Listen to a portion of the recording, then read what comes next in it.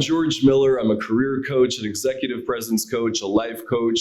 I've been coaching for 10 years now. Oh, come on in. Hi, I'm Dr. Phil Blue, coach here at the Right Foundation for the Realization of Human Potential. I am going to pass this phone that Caitlin Myers has teed up for us with something that Phil is going to read to me. I have never seen this before. He's never seen this before. Your job here is to just read this to me, and I'm going to respond. Okay, so you ready to go? Ready to roll. All right, so background, I am a 26-year-old female, just started my first job after finishing my master's, and work in a department with another colleague, a 27-year-old female named Thea, who joined the company 2 months before me. She is currently in graduate school, and I'm amazed at how she is very efficient and fast in her tasks. I noticed that Thea is always assigned complicated tasks despite being new to the company, and I wanted to join the projects that she's in so that I can learn from her. Initially, Thea was fine with it, and I learned that she is someone who will implement very strict timelines in order to get things done. I had trouble keeping up because I wasn't used to having such deadlines, but she would just tell me to be faster next time and move on. Recently, she put up a huge whiteboard at her desk, which detailed all her meetings and tasks for the month. I was very impressed with the setup and asked her what the tasks on her board meant.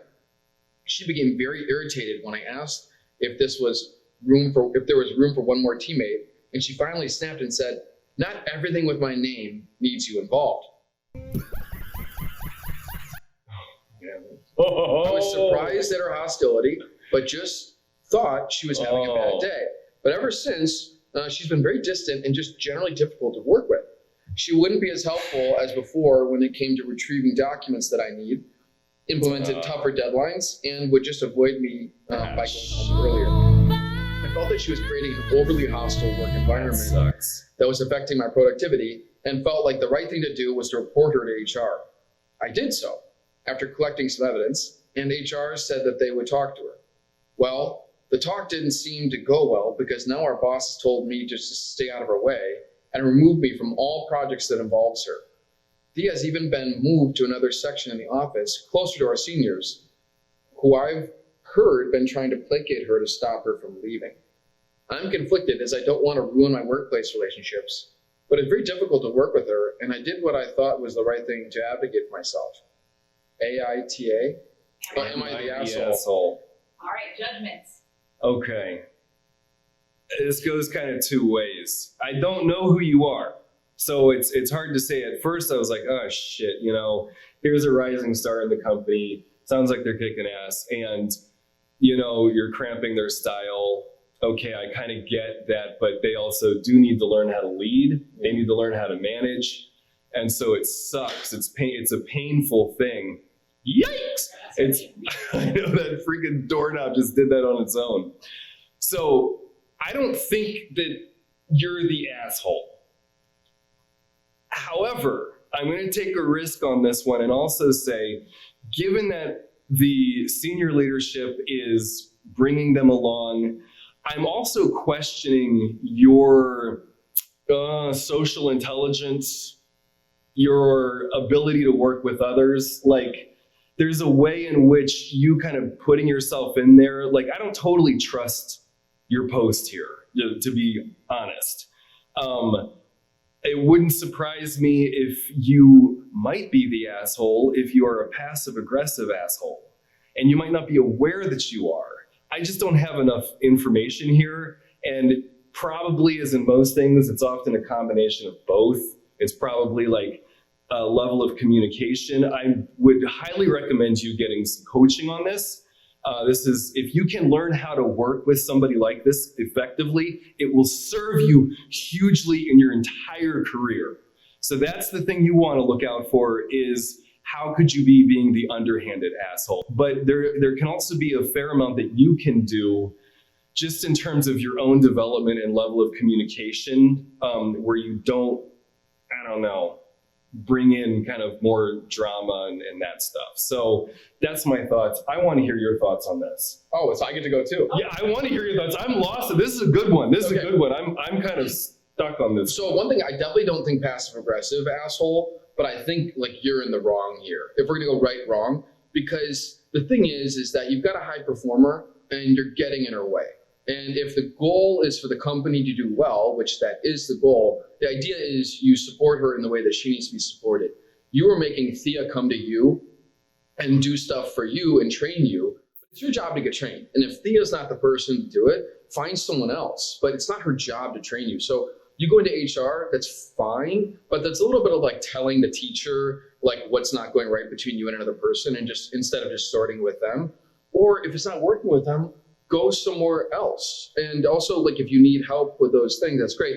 There also seems to be a little bit of jealousy with Thea, and I love that you're trying to learn from her, but I think the idea is that, like, it's not working for her. And like with what George Donald said, if the senior staffers are valuing her and moving her over there, you're probably at risk, to be honest. And so I would really look at where you could improve your performance and what is it that is getting in the way of you just supporting Thea and kind of knowing your role. I think that's a really important thing. It's like knowing your role. And if you're not as good as Thea, but you can support her and you can support other people in the company, you all of a sudden become very important and helpful. And so not everyone needs to be the leader in that sense, like the front of the line leader. You can lead from behind.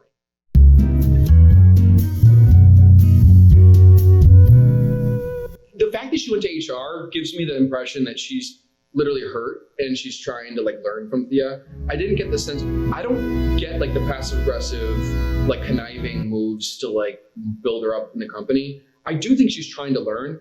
I just don't think she's a high performer. I think she's slowing Thea down. I just don't see her as going after Thea or like trying to get credit for stuff. But that's my read on it. I don't know about you two. But That's great. I don't see it. I think all of these are sweet. I'm thinking about that comment as well. And if you are going, Thea's competitive. Thea is competitive, and Thea needs to have her name on things, and that's what's going on. And this person's not catching on to that and just trying to learn and be a part of the things. But we need Thea, right? So it's kind of like if we're going to go into personality styles, Thea might be the regulator. Yeah, this and person's a cooperator. Total cooperator, maybe an analyzer too. Yeah. And it's like, so if you can learn to build this relationship, I loved what you said about like learning how to align with her. And one of the things we talk about too in some of our trainings is the first follower. And how powerful the first follower is. And if you could like be her follower, that might be amazing. And you could build allyship with her, have her like want to support you through whatever it is you do in your career by really having her back.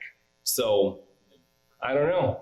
I hope this helps. And I love, this was a great Am I the Asshole? Yeah. Can I say one more thing? Yeah. Okay. One more thing is like, it's a huge skill and gift to learn how to enjoy other people's talents rather than being threatened by them, or in your case, have to learn them. There are some skills that people have that you're just not going to get, and that's okay. Yeah. I've had that happen most of my time on teams, you know? So like most of the time I'm around people that have stuff that I'm just not going to get, and that's okay. But to enjoy it, to actually learn how to enjoy it is kind of sweet. I mean, learn from them, great, but there's just some things you're not going to learn. Yeah. Well, there's some things I have no intention of learning. Yeah. And it's been really nice to stop like beating myself up about that and like pretending that I'm going to, and instead just say, you know what, you kick ass at this and I'm going to just like cheer you on with it because that's more fun for both of us. So, all right, so great final point. verdict. Is she the asshole? Is she not the asshole? No assholes here. Everybody sucks. Does asshole mean that she is like intentionally screwing up, or is she in the wrong? Like She's in the wrong. Like, yeah. I think she's off. I think she's off. She's missing it. She's not seeing it.